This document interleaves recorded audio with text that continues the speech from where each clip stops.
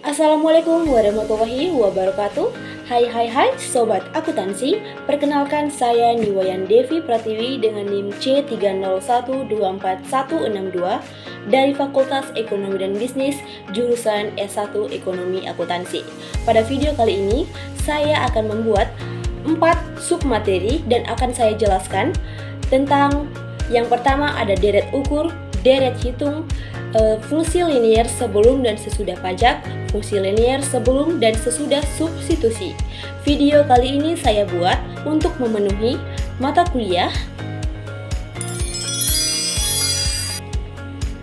bagaimana penjelasan dan perhitungan dari 4 submateri tersebut. Berikut penjelasannya. Yang pertama ada deret ukur. Perlu kita ketahui tentang apa itu deret ukur. Deret ukur adalah deret yang perubahan suku-sukunya berdasarkan perkalian atau pembagian terhadap sebuah bilangan tertentu.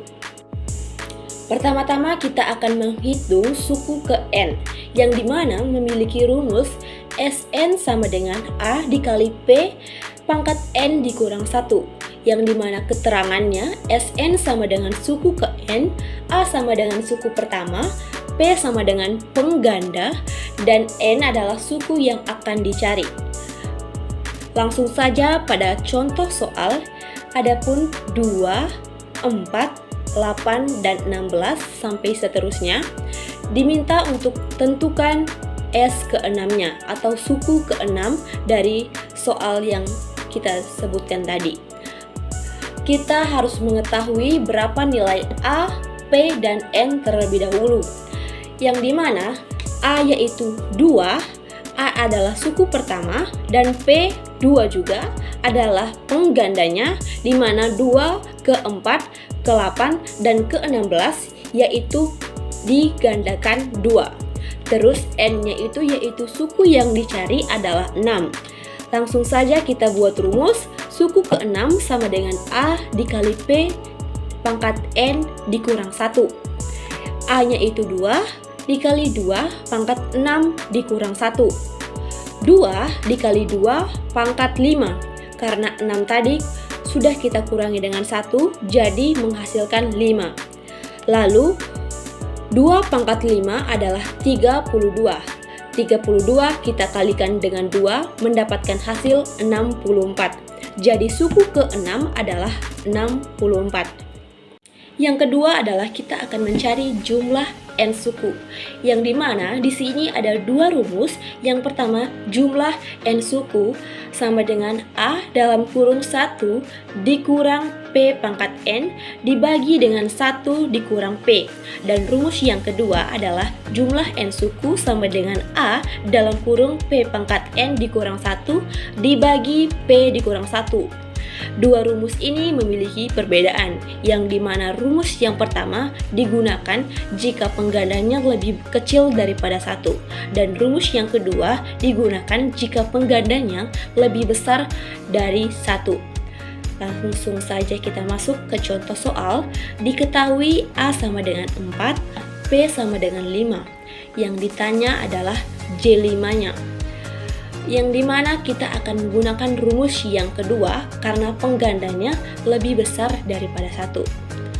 J5 sama dengan A dalam kurung P pangkat N dikurang 1 dibagi P dikurang 1. Sama dengan 4 dalam kurung 5 pangkat 5 dikurang 1 dibagi 5 kurang 1.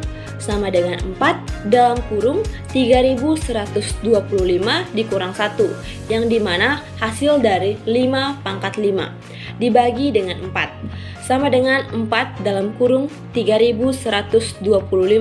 Karena tadi kita sudah kurangkan 3125 ini dengan 1, jadi mendapatkan hasil 3124 dibagi dengan 4. 4 dikali dengan 3124 menghasilkan 12.496 dibagi 4, dan hasil akhirnya adalah 3124. Jadi jumlah suku kelima adalah 3124. Dan yang kedua ada deret hitung. yang dimana deret hitung adalah deret yang perubahan suku-sukunya berdasarkan penjumlahan pada bilangan tertentu. Yang pertama kita akan mencari suku ke N yang memiliki rumus Sn sama dengan A ditambah dalam kurung N dikurang 1 dikali B. Keterangannya adalah Sn ini suku ke N, A adalah suku pertama, N adalah suku yang akan dicari, dan B adalah pembeda. Langsung saja kita masuk ke contoh soal. 10, 15, 20, 25, dan seterusnya. Tentukan suku ke-10. Pertama-tama kita harus mengetahui berapa jumlah A, N, dan B. Di sini A-nya adalah 10, adalah suku pertama, N-nya adalah 10, adalah suku yang dicari, dan B adalah pembeda, yaitu 5. Dari 10, 15, 20, 25, dan seterusnya, yaitu memiliki beda 5. Kita langsung jawab, suku ke-10 sama dengan masukkan rumus A tambah N dikurang 1 dikali B. Sama dengan 10 ditambah 10 dikurang 1 dikali 5. 10 ditambah 9 dikali 5. Sama dengan 10 ditambah 9 kali 5 menghasilkan 45. Dan suku ke-10 adalah 55. Dan yang kedua kita akan mencari jumlah N suku. Ada dua rumus. Yang pertama, jumlah N suku sama dengan N dibagi 2 dalam kurung A ditambah Sn. Yang kedua adalah jumlah N suku sama dengan N dibagi 2 dalam kurung 2 kali A ditambah N dikurang 1 dikali B. Langsung saja kita masuk ke contoh soal. 10, 20, 30, 40, dan seterusnya. Tentukan J5-nya atau jumlah suku ke-5. Jawabannya diketahui A sama dengan 10 yaitu suku ke pertama, dan B adalah beda antara 10, 20, 30, dan 40 sama-sama memiliki beda 10. Langsung saja kita masukkan ke rumus, yaitu J5 sama dengan N dibagi 2 dalam kurung 2 dikali A ditambah dengan N dikurang 1 dikali B. Sama dengan N-nya itu adalah 5, jadi 5 dibagi 2 dalam kurung 2 dikali 10 ditambah 5 dikurang 1 dikali 10. Sama dengan 5 bagi 2 yaitu 2,5 dalam kurung 10 dikali 2 menghasilkan 20 ditambah 5 dikurang 1 adalah 4 dikali dengan 10. 2,5 dalam kurung 20 ditambah dengan 4 dikali 10 yaitu 40. Langsung saja kita tambah 40 dan 20 menghasilkan 60. 60 kita kalikan dengan 2,5 mendapatkan hasil akhir yaitu 150. Jadi jumlah suku kelima yaitu 150. Kita langsung saja masuk ke materi yang ketiga yaitu fungsi linier sebelum atau sesudah pajak.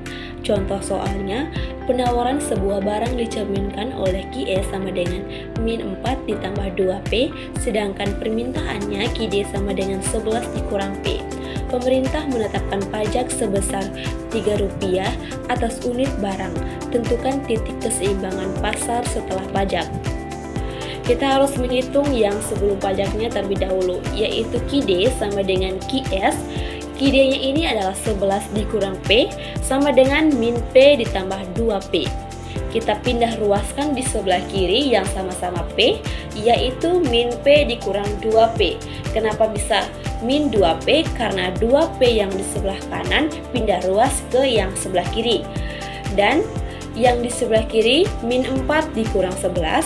Kenapa bisa min 11? Sama seperti tadi, 11 yang di ruas sebelah kiri pindah ruas ke sebelah kanan.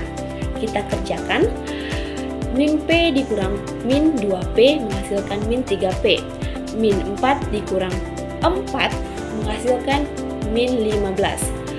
P sama dengan min 15 dibagi 3 menghasilkan 5. Jadi P sama dengan 5. Kita masukkan ke salah satu fungsi dan saya memilih fungsi QS Jadi Qs sama dengan min 4 ditambah 2P. Tadi P-nya sudah kita dapat yaitu 5, masukkan saja ke dalam rumus yaitu Q sama dengan min P ditambah 2 dikali 5. 2 dikali 5 yaitu 10, jadi min 4 ditambah 10 menghasilkan 6. Jadi P sama dengan 5 dan Q sama dengan 6. Nanti kita buktikan apakah dia mengalami kenaikan atau penurunan setelah pajaknya. Jadi kita lanjut menghitung setelah pajaknya, yaitu sama seperti tadi, QD sama dengan QS. QD-nya ini 11 dikurang P sama dengan QS min 4 ditambah 2P. QS-nya ini akan berubah menjadi rumus QS sama dengan A tambah B dalam kurung P dikurang T. Kita akan memasukkan berapa unit yang masuk setelah pajak.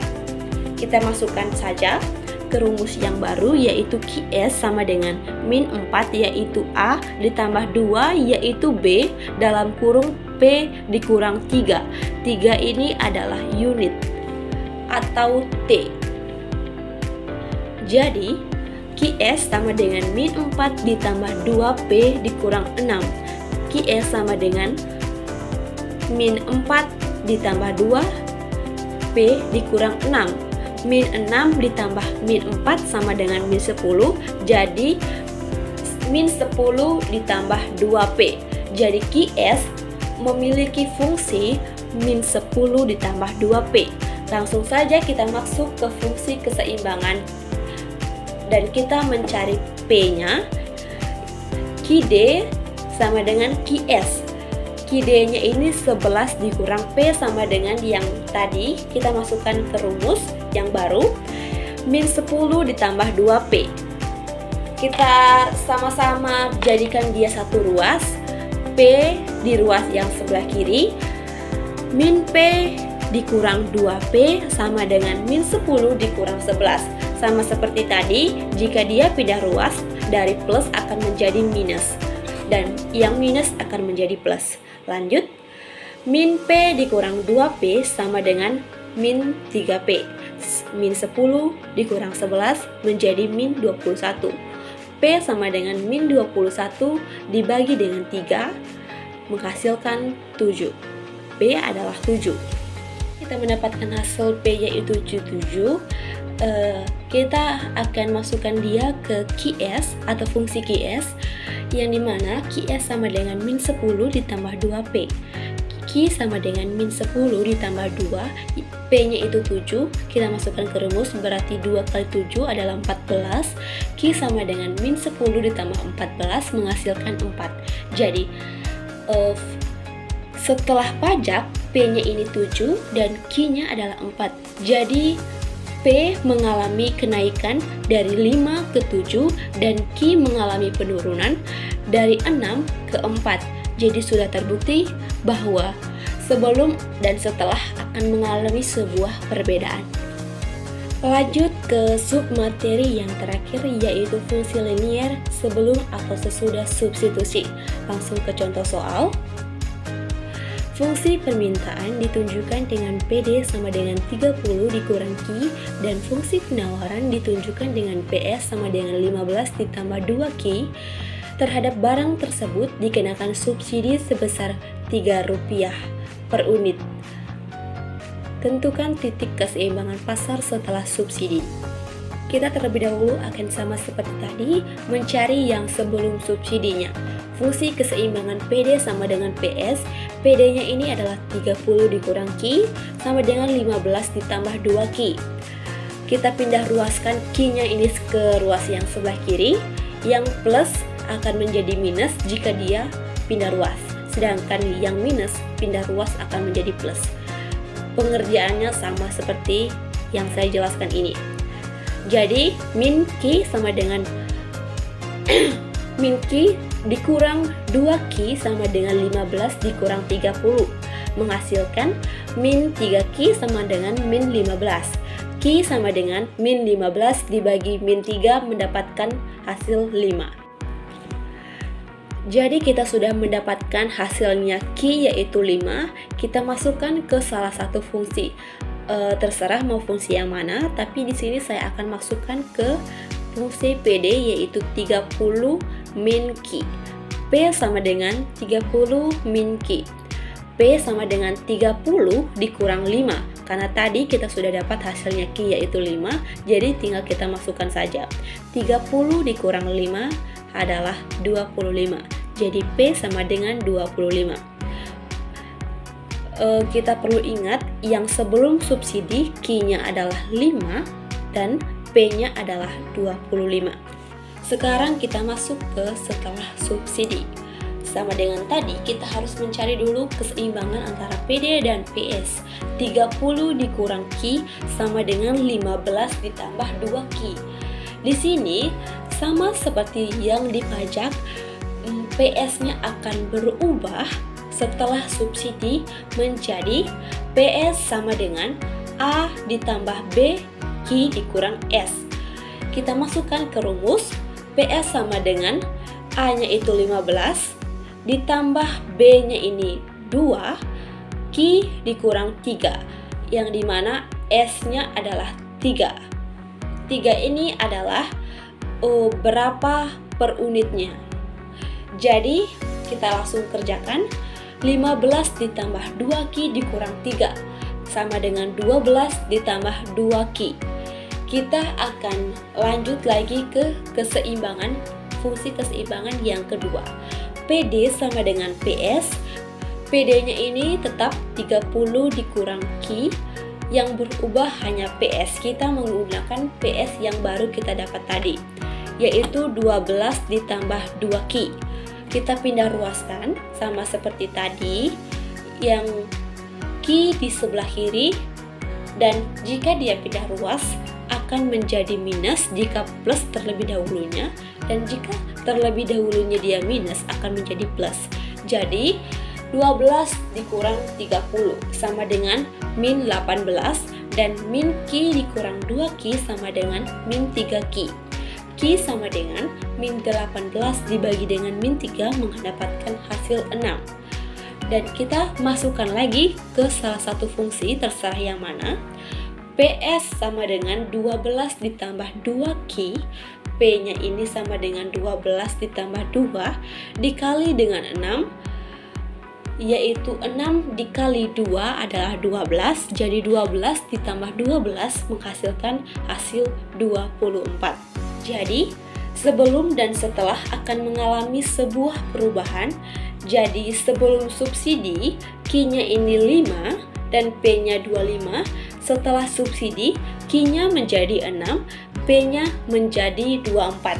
Jadi, P menurun, Q-nya akan naik menjadi 6.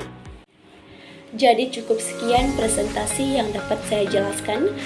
Kurang dan lebihnya saya mohon maaf. Apabila ada kesalahan kata atau penyebutan, saya juga meminta maaf atas kesalahan yang sengaja atau tidak sengaja saya perbuat. Akhir kata saya akhiri dengan wassalamualaikum warahmatullahi wabarakatuh. Saya Niwayan Devi Pratiwi pamit undur diri. Bye bye sobat akuntansi, sampai ketemu lagi di video berikutnya.